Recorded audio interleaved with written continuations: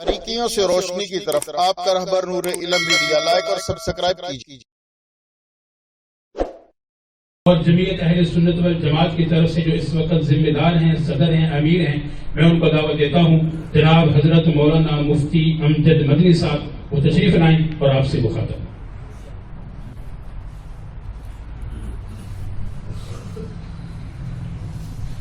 السلام علیکم ورحمۃ اللہ وبرکاتہ۔ الحمدللہ وحدہ والصلاة والسلام علی من لا نبی بعد، اما بعد، اعوذ باللہ من الشیطان الرجیم، بسم اللہ الرحمن الرحیم، ولا یأتلی اولو الفضل منکم والسعہ، وقال النبی صلی اللہ تعالی علیہ وسلم افضل البشر بعد الانبیاء ابو بکر، صدق اللہ و صدق رسولہ النبی الکریم۔ درود شریف پڑھنے جی۔ اللہم صلی علی محمد وعلی آل محمد کما صلیت علی ابراہیم وعلی آل ابراہیم انک حمید مجید۔ اللہم بارک علی محمد وعلی آل محمد کما بارکت علی ابراہیم وعلی آل ابراہیم انک حمید مجید۔ آج اسلامی تاریخ کا 22 جمادی الثانی کا دن ہے۔ اس کی مناسبت سے خلیفہ بلا فصل امیر المؤمنین خلیفہ اول سیدنا ابو بکر صدیق رضی اللہ تعالی عنہ کے فضائل، مناقب اور صدیقی کارناموں کے حوالے سے کثیر تعداد میں علماء نے بیان کیے، آپ حضرات نے سماعت فرمائے۔ میں آپ سب حضرات کا مشکور ہوں کہ آپ جمعیت اہل سنت والجماعت دیوبند کی دعوت پر آج تشریف لائے۔ مولانا ناصر صاحب نے جیسے تعارف پیش کر دیا ہے کہ یہ علماء، ائمہ، صلحاء، قائدین، اکابرین جتنے بھی جماعتیں ہیں، ضلع بھر میں ساری جماعتوں کے اتحاد کا نام ہے جمعیت اہل سنت والجماعت دیوبند۔ انشاءاللہ یہ خدمات ہوتی رہیں گی اور اللہ پاک اس اتحاد کو مزید ترقی عطا فرمائے۔ سیدنا ابو بکر صدیق رضی اللہ تعالی عنہ کے دل سے ہم پیغام یہ لیتے ہیں کہ رسول اللہ صلی اللہ تعالی علیہ وآلہ وسلم نے فرمایا ہے کہ جس میں ساری کائنات پر احسان بن کر آیا ہوں، اور اگر مجھ پر کسی کا احسان ہے تو میں نے اس کا احسان دنیا میں دے دیا ہے۔ ابو بکر صدیق رضی اللہ تعالی عنہ کا احسان اللہ پاک آخرت میں ہی چکائیں گے۔ علماء نے لکھا ہے کہ 316 احادیث اللہ کے نبی صلی اللہ علیہ وسلم نے حضرت ابو بکر صدیق رضی اللہ تعالیٰ عنہ کی شان میں بیان کی ہے۔ یہ اس احسان کا حصہ ہے کہ اللہ کے محبوب علیہ السلام فرمائے، یا ابا بکر انت صاحبی علی حوضی، ابو بکر تو میرے حوض پر میرا ساتھی ہے۔ یا ابا بکر انت صاحبی فی الجنہ، تو جنت میں میرا ساتھی ہے۔ یا ابا بکر انت صاحبی فی المزار، انت صاحبی فی الغار، تو میرا مزار اور غار کا ساتھی ہے۔ یہ اللہ کے نبی صلی اللہ علیہ وسلم جو ابو بکر کی شان بیان کرتے ہیں کہ اے ابو بکر، تجھے اور مجھے اللہ نے ایک خمیر جنت سے پیدا کیا ہے، فیہا ندفن، اسی میں ہمیں دفن کیا جائے گا۔ یہ ابو بکر کے اس احسان کا بدلہ دیا جا رہا ہے۔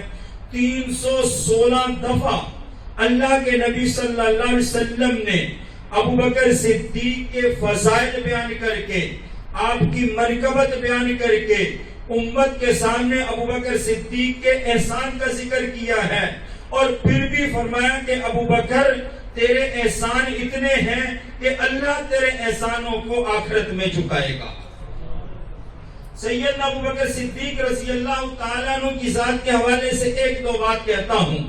پہلی بات یہ کہتا ہوں، اللہ کے نبی علیہ السلام کی رحلت ہوئی، انتقال ہوا، حضرت ابو بکر صدیق باہر سے آئے مقام سخت سے، اور اللہ کے رسول صلی اللہ علیہ وسلم کے حجرہ میں سیدہ عائشہ رضی اللہ تعالیٰ عنہ سے اجازت لے کر اندر تشریف لائے، اور اللہ کے محبوب صلی اللہ علیہ وسلم کی پیشانی مبارک کو بوسہ دیا، اور ایک جملہ کہا، بلکہ اور بھی جملہ کہا۔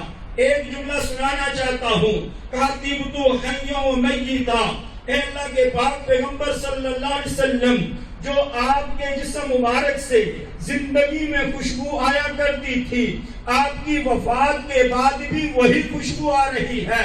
اگلی بات ذکر کرتا ہوں، اللہ کے رسول صلی اللہ علیہ وسلم کے دفن ہونے کے بعد سیرت المصطفیٰ والے نے لکھا ہے کہ اگر کوئی روزے کے قریب کوئی آواز بلند کرتا، جیسے آپ کی شان حیات میں تھی، لا ترفعوا اصواتکم فوق صوت النبی، آواز کو بلند نہ کرو، آپ کی وفات کے بعد بھی کوئی آواز بلند ہو کرتا، سیدنا ابوبکر صدیق پیغام دے دیتے، فقد آذیت رسول اللہ صلی اللہ علیہ وسلم فی قبرہ، تو نے اللہ کے نبی صلی اللہ علیہ وسلم کو قبر میں تکلیف پہنچائی ہے۔ چلو سیدنا ابوبکر صدیق کے گھرانے کی بات کرتا ہوں، سیدہ عائشہ صدیقہ رضی اللہ تعالی عنہا۔ اور سنو میرے دوستو، اللہ نے قرآن مجید جبریل کے ذریعے سے اللہ کے محبوب صلی اللہ علیہ وسلم کو دیا، آپ قرآن کے حافظ، اور اللہ کے محبوب صلی اللہ علیہ وسلم سے قرآن سیدنا ابوبکر صدیق نے سنا، تو قرآن کا پہلا حافظ ابوبکر صدیق، قرآن کا حافظ سیدنا عمر، قرآن کا حافظ سیدنا عثمان، قرآن کا حافظ سیدنا علی۔ چلو گھروں میں چلے جاتے ہیں، ابوبکر کے گھر میں جاتے ہیں، ابوبکر کی بیٹی سیدہ عائشہ رضی اللہ تعالی عنہا قرآن کی حافظہ، حضرت عمر کی بیٹی سیدہ حافظہ قرآن کی بیٹی، ارے حضرت علی رضی اللہ تعالیٰ عنہ کی زوجہ محترمہ سیدہ فاطمہ الزہرا قرآن کی حافظہ۔ اگر سیدنا عثمان رضی اللہ تعالیٰ عنہ کی بھی اولاد بڑی ہوتی تو وہ بھی قرآن کے ضرور حافظ ہوتے۔ سیدنا ابوبکر صدیق رضی اللہ تعالیٰ عنہ کی بیٹی سیدہ عائشہ، جب کوئی قریب میں گجرے کے آس پاس کوئی کیل میل ٹھوک ٹھک کی آواز آتی، فوراً پیغام پہنچا دیتی، لا تؤذوا رسول اللہ، اللہ کے رسول صلی اللہ علیہ وسلم کو تکلیف نہ پہنچاؤ۔ اگلی بات آپ سمجھ گئے ہوں گے، ارے ابوبکر کے گھرانے کا عقیدہ آپ کے سامنے آ گیا کہ ابوبکر کا عقیدہ بھی یہ ہے کہ پیغمبر صلی اللہ علیہ وسلم اپنی قبر میں حیات ہیں۔ ابوبکر کی بیٹی سیدہ عائشہ کا عقیدہ بھی یہی ہے کہ اللہ کے نبی صلی اللہ علیہ وسلم اپنے قبر مبارک میں حیات ہیں۔ عقیدہ حیات النبی سیدنا ابوبکر صدیق کے گھرانے کا عقیدہ ہے۔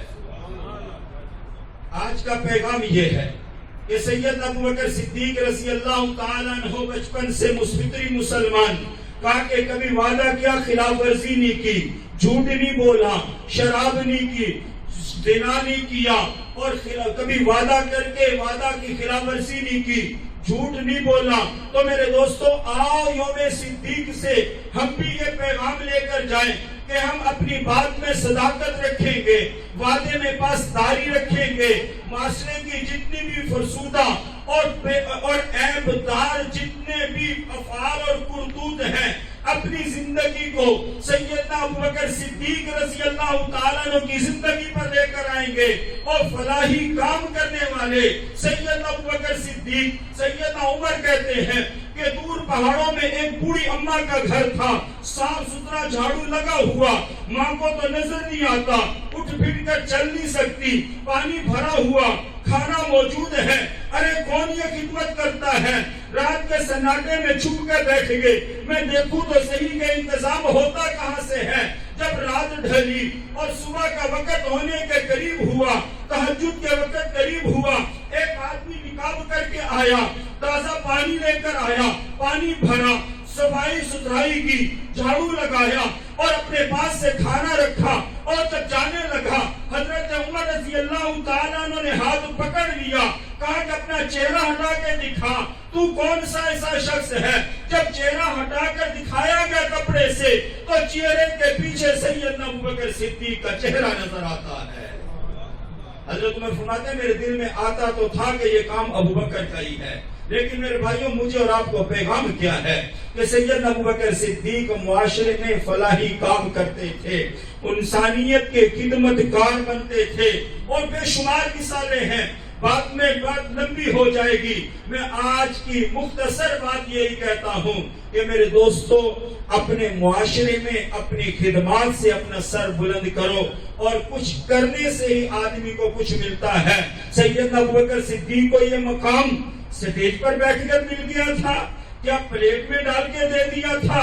نہیں، سارا گھرانہ اللہ کے محبوب صلی اللہ علیہ وسلم کے قدموں پر قربان کیا، اپنا وطن قربان کیا، اپنا مال قربان کیا۔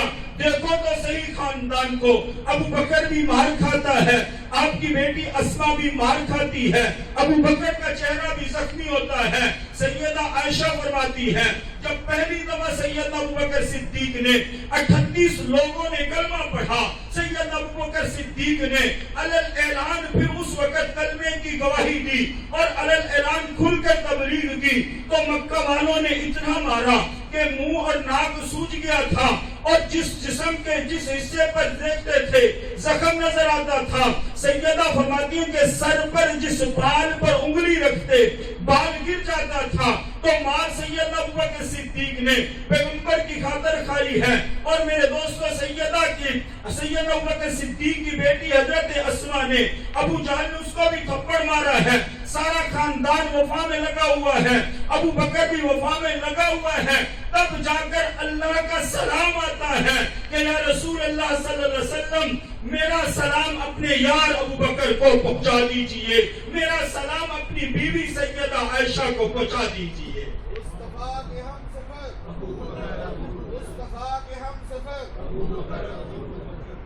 انشاءاللہ آج ہم یہ عزم لے کر جا رہے ہیں، انشاءاللہ صداقت کو اپنا اوڑھنا بچھونا بنائیں گے، انسانی خدمت اور فلاحی کاموں میں انشاءاللہ بڑھ کر آگے لگیں گے۔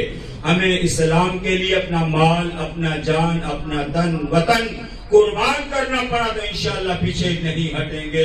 وما علینا الا البلاغ المبین۔ باریکیوں سے روشنی کی طرف آپ کا رہبر نور علم میڈیا، لائک اور سبسکرائب کیجیے۔